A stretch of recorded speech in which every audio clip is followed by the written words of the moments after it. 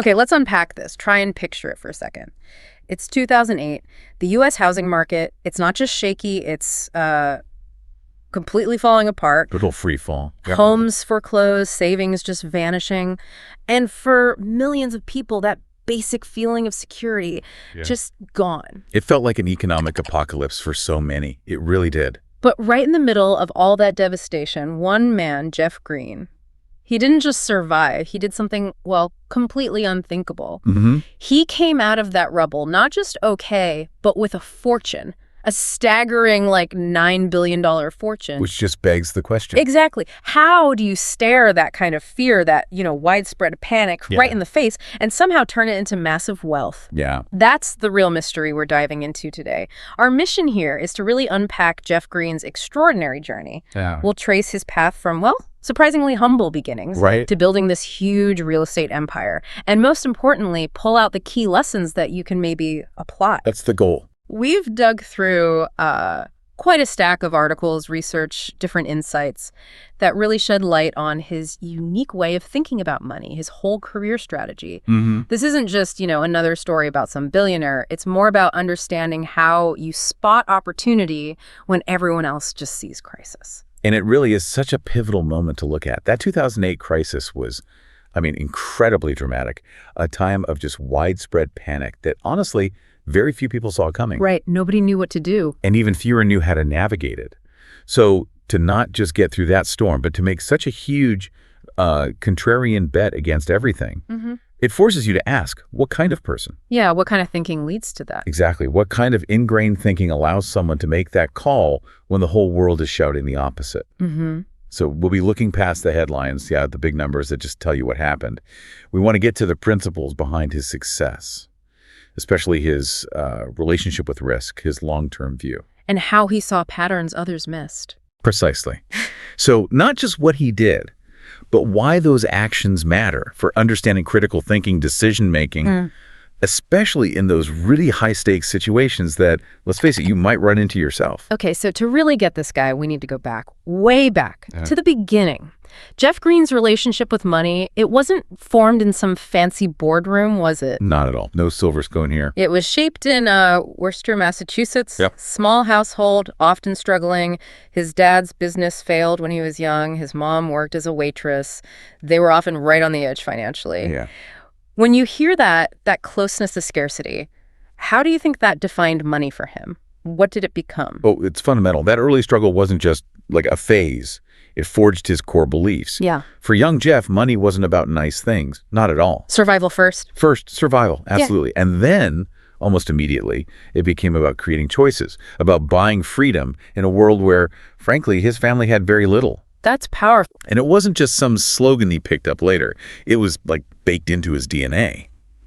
It taught him the value of every single dollar as a tool for independence. And he lived it, didn't he? Even getting his education at Johns Hopkins, he wasn't just a student. He was juggling multiple jobs. Right, waiting tables. What? Or else? Teaching Hebrew, checking IDs at events, you name it. Every single cent went straight to tuition or rent. He had this like legendary hatred of student loans. While everyone else was racking up debt. He was meticulously building capital little by little. And that discipline, which was already pretty amazing at Hopkins, it just got stronger at Harvard Business School. He actually saved enough cash selling circus tickets in the summer to pay for his MBA. Selling circus tickets. Compare that to his classmates. Exactly. Most of them were just assuming, some big Wall Street bonus would magically appear and wipe out their huge loans.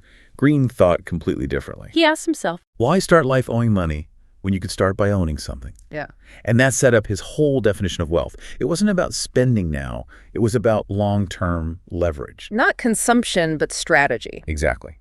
Not how much can I spend today, but how far can this dollar take me? How can it secure not just comfort, but like a strategic advantage later on? That became the invisible foundation for everything he built. Wow. He genuinely believed real wealth is the freedom to act when everyone else is trapped. Think about that. Having options when others don't. Right. Having the cash, the reserves, the flexibility. So you're not forced into bad moves. You can wait. You can find the opportunity or even create it while everyone else is just scrambling. It's not just the number in the bank, it's control. It's control over your own time, your own path. So let me ask you listening, How did your own early experiences shape how you think about money and risk? What stories about wealth did you absorb? That's a deep question. And it reframes wealth entirely, doesn't it? Beyond just piling up cash to having strategic options. And you see that immediately in his early career, right out of school. Mm-hmm. He didn't start big. No grand skyscrapers. His very first investment, a modest 3-family house in Massachusetts. He bought it while he was still at Harvard Business School, late 70s. Wow. Still a student. Yeah.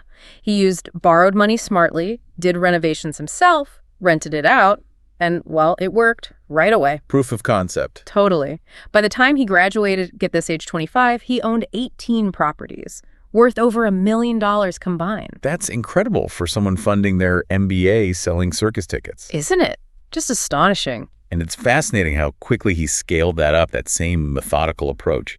Over the next few decades, he moved into the LA market. Right, Los Angeles. Building and managing this growing portfolio, office buildings, luxury apartments, even custom mansions for, the wealthy. So he wasn't just buying, he was mastering the whole real estate game. Exactly. Mastering it as a tangible, long-term asset class. He really put in the years to understand it deeply. And he wasn't scared of risks that would make most people, well, run screaming. Famously, he built a 6-story apartment building in Hollywood. Oh, I know this one. Directly on a seismic fault line. Directly on it. You just have to pause at that. The sheer audacity, conviction. Yeah, right. What does that take? Well, I think that project perfectly shows his philosophy. Opportunity hides where fear dominates. Because no one else would touch it. Exactly. Most developers would see that geological risk and say, absolutely not, no way. Yeah. But his willingness to step in where others hesitated, where that perceived risk basically scared everyone else off. That became his signature move, didn't it? A pattern throughout his career. A recurring pattern. It's a huge lesson in finding value where others are just too afraid to look. But it also makes you ask, and maybe you could think about this, how do you tell the difference between real, unavoidable danger and a situation where opportunity is just hiding behind fear? It's not always clear, is it? Not at all. That's the $1 million question, or maybe $1 billion in his case. Right. And by the early 2000s, he'd strategically shifted focus again, this time to Florida, developing projects like Cameron Estates, One West Palm, really cementing his reputation as a serious long-term player, always hunting for that next undervalued market. That distinction between real danger and hidden opportunity is just so key. It shows how much is about analysis, perception, not just guts.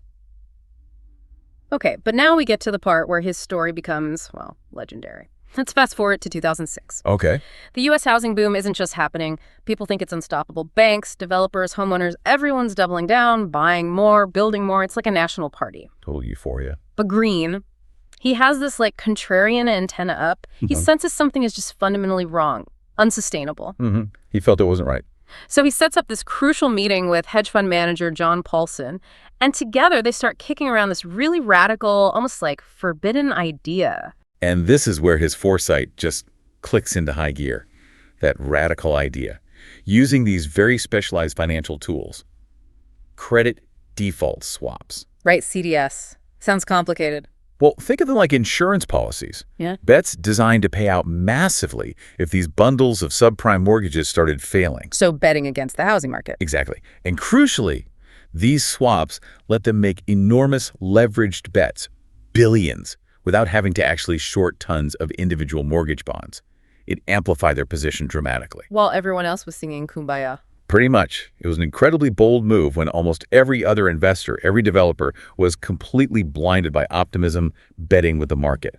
It took huge conviction, not just in their analysis, but just to stand alone like that. And then 2008, the climax. The global financial crisis just hits like a tidal wave. Everything crumbles. Iconic banks just vaporize, families lose everything, the market tanks. Carnage. But Jeff Greene, because of those incredibly strategic contrarian bets he'd placed years before, he doesn't just survive. He walks away a billionaire.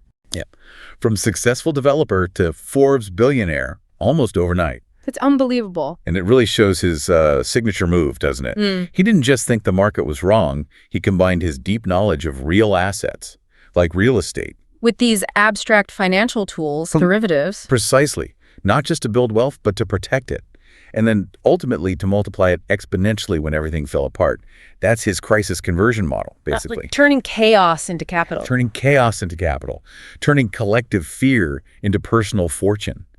It really challenges you to think, how can we innovate not just when things are good, but in those moments of deep crisis? So let me ask you, listening, in a world just full of hype, how do you spot when a trend is truly unsustainable? And what tools, financial, intellectual, whatever, might you use to protect yourself or maybe even thrive when that bubble bursts? That crisis conversion model, it's such a powerful concept, almost like financial alchemy, which makes you wonder, okay, he has all this wealth. Yeah. How does he live? You'd picture just total indulgence. Living on a cloud somewhere. Yeah. And yeah, okay, he owns a $195 million estate in Palm Beach. He's got private jets, super yachts, the whole 9 yards.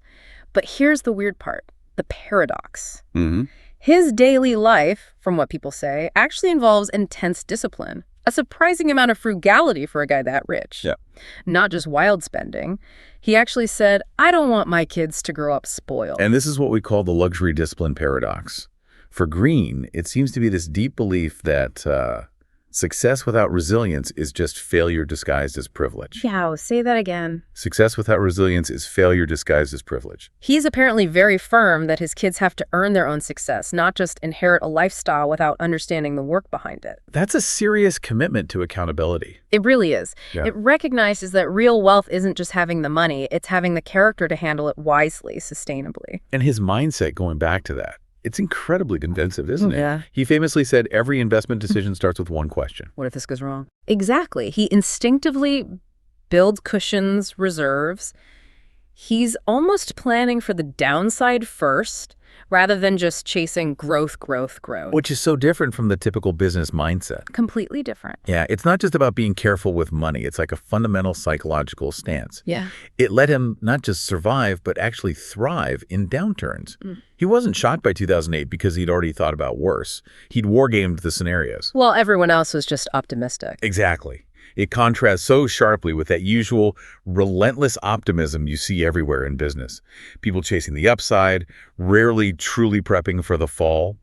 It's easy to say plan for the worst, but how do you actually do that? How do you build that discipline when everyone around you, all the signals, are pushing growth and telling you it's all fine? That's such a critical point. And it feels almost contradictory, though, to the boldness we talked about, like the fault line project. Right. How does that defensive, what if it goes wrong mindset fit with building on an actual earthquake fault line? That's a fantastic question. And it really gets at the nuance here. It's not about avoiding risk altogether. It's about understanding it, pricing it properly. Okay. That fault line project was a calculated risk. Once you engineered for it, accounted for it properly, it could offer huge returns precisely because everyone else was too scared to even think about it. So the defensiveness enabled the boldness. In a way, yes. His defensive mindset meant he'd already factored in all the potential downsides, all the what-ifs, before making that bold move. He wasn't being reckless. He was just better prepared for the worst outcomes than his competitors were, which let him act when they were paralyzed. That makes sense. And this ties into another key trait, his obsession with information. He doesn't just skim headlines or buy the popular story. He, quote, immerses himself in data, patterns, and rigorously seeks out contrarian viewpoints. So before 2008, he wasn't just guessing. No. He meticulously studied those subprime mortgage structures, the nitty-gritty details of tranches, covenants, all the boring stuff, until he truly understood how fragile the whole system was. That obsessive digging deeper, that must have been the real edge. Absolutely. It shows that information, especially the stuff others overlook or won't spend the time analyzing, is a massive, often underrated advantage when the stakes are high. It's not enough just to be contrarian. You have to be an informed contrarian. You have to do the homework others skip. Right. So I challenge you listening. In your own life, are you really preparing for the downsides?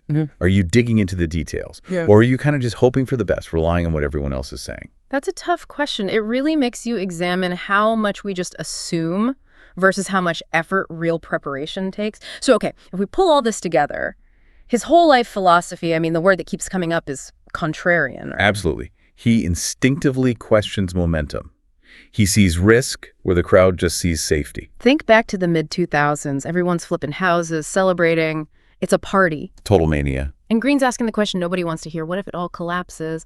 And then, crucially, he acted on that doubt. Right. His whole decision-making style, it seems rooted in realism, maybe even a healthy pessimism, not blind optimism.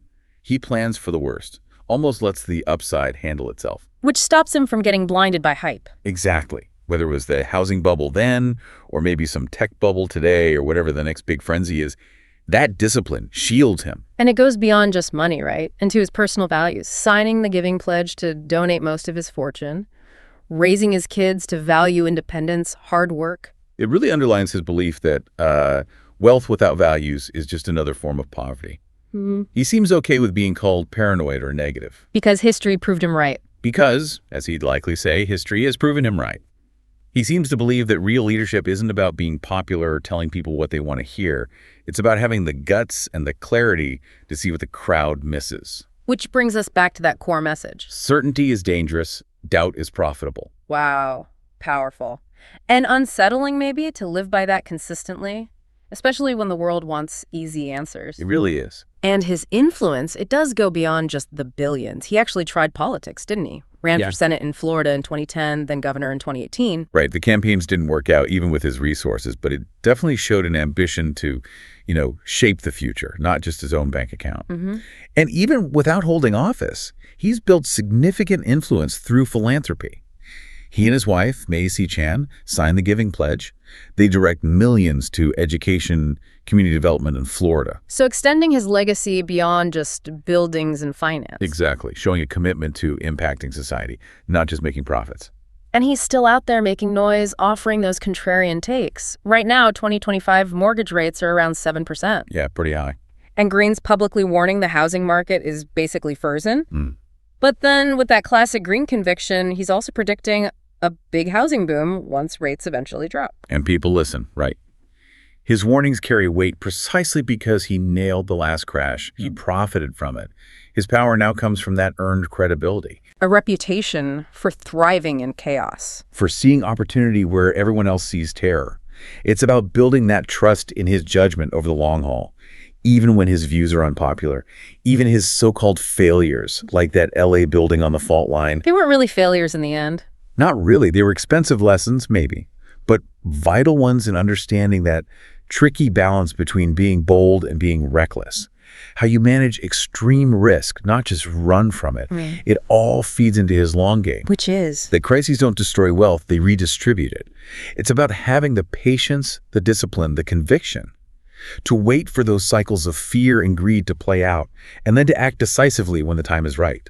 It makes you think, what kind of impact do you want to have? And how can building credibility, that track record of smart decisions over time, give your voice real weight? That's such a vital point. Credibility isn't just luck, it's earned through consistent insight, especially when it's uncomfortable. So Jeff Greene's story, it really is a masterclass, isn't it? Financial discipline, contrarian thinking, relentless preparation, digging deep. Absolutely. And it hammers home that central paradox. The exact same moments that crush most people can create almost unbelievable opportunity for the few who are truly prepared. Prepared to see it and act on it. Right. His success, we should stress, it wasn't about gloating over others' losses.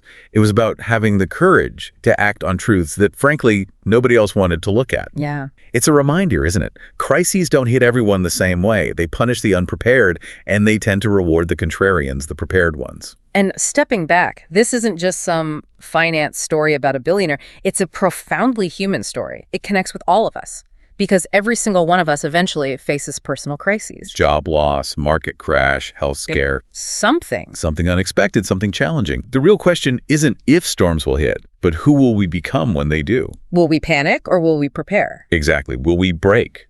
Or will we use that moment to build something stronger? Yeah.